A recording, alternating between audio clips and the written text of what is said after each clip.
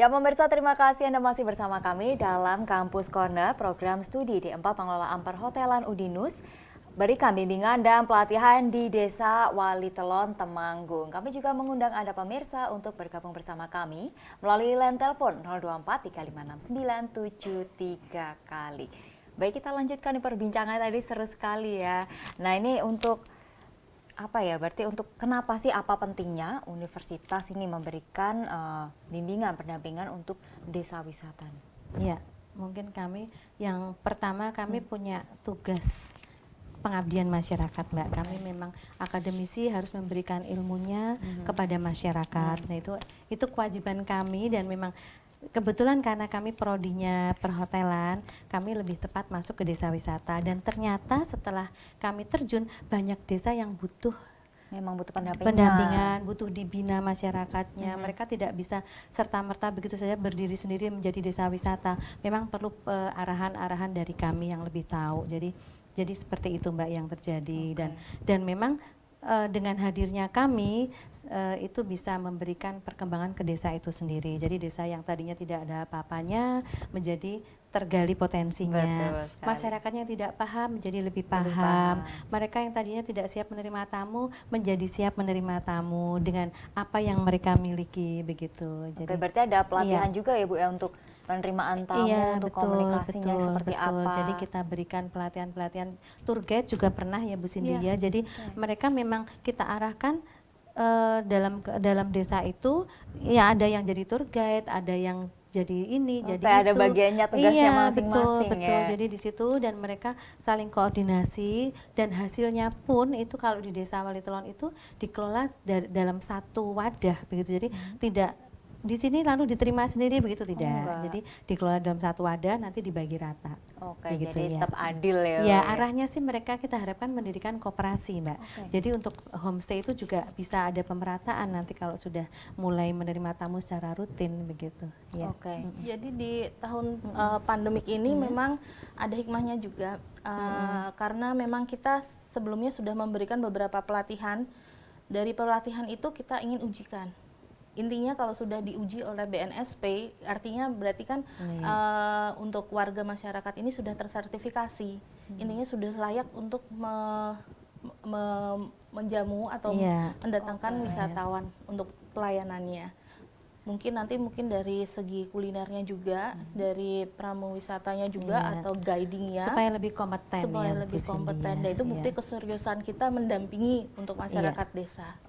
Rencana memang begitu, Mbak Nadia. Kami rencana memang ingin mengarahkan mereka untuk memiliki sertifikasi di bidang pemandu wisata, di bidang kuliner, supaya mereka itu melayani tamu memang benar-benar kompeten, bersertifikat. Nah, ini predikat yang sudah didapatkan oleh Desa Walitelon apa nih kalau boleh tahu?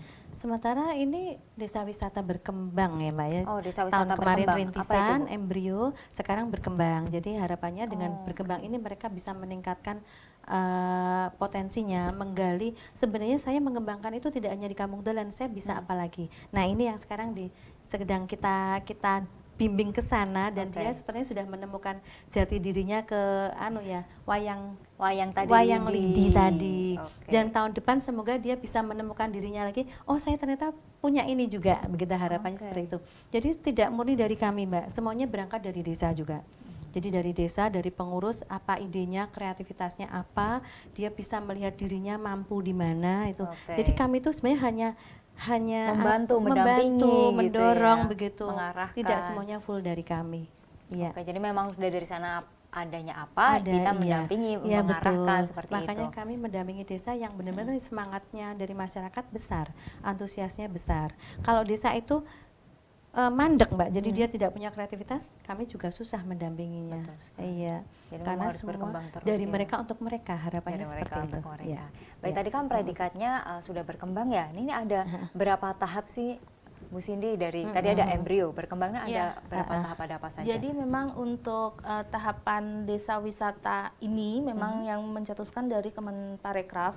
di tahun 2019 ada 4 tipe, yaitu desa wisata embrio, desa wisata berkembang, desa wisata maju, dan desa wisata mandiri.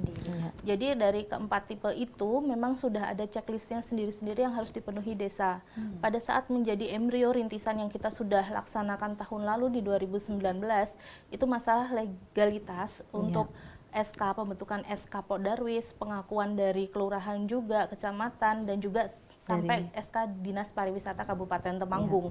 Jadi kalau misalnya pariwisata itu dikatakan rumusannya pentahelix, ada government-nya, ada dari akademisinya, ada bisnisnya, kemudian ada medianya. Oke, jadi semua harus bersinergi Ya, betul. ada community, based on community. Di sini community ini kita memang masuk di paguyuban di Kabupaten Temanggung. Di paguyuban ini untuk satu kabupaten kita harapkan memang kita bisa mendampingi seluruh seluruh desa wisata yang desanya ingin menjadi desa wisata atau wisata desa, karena ada 2, Mbak. Beda ya berarti ya, desa wisata dan wisata desa. Apa nih bedanya? Kalau desa wisata itu pure karena memang lihat dari potensi yang ada di desa, sumber daya alamnya. Kalau wisata desa, misalnya dia desa tidak mempunyai potensi alam, tapi dia mengadakan satu lahannya untuk menjadi sawah, untuk edukasi. Oke, jadi mengadakan ya yang Jadi itu bedanya. beda Dan ya? itu di desa juga pasti ditemuin antara desa wisata dan wisata desa. wisata desa. Iya. Oke, jadi itu bedanya ya. Jadi tahu sekarang beda ternyata desa wisata sama wisata desa. desa. Oke, berarti untuk unsur penilaian ini dari sebuah predikat tadi ya, ini ada apa saja yang dinilai unsurnya?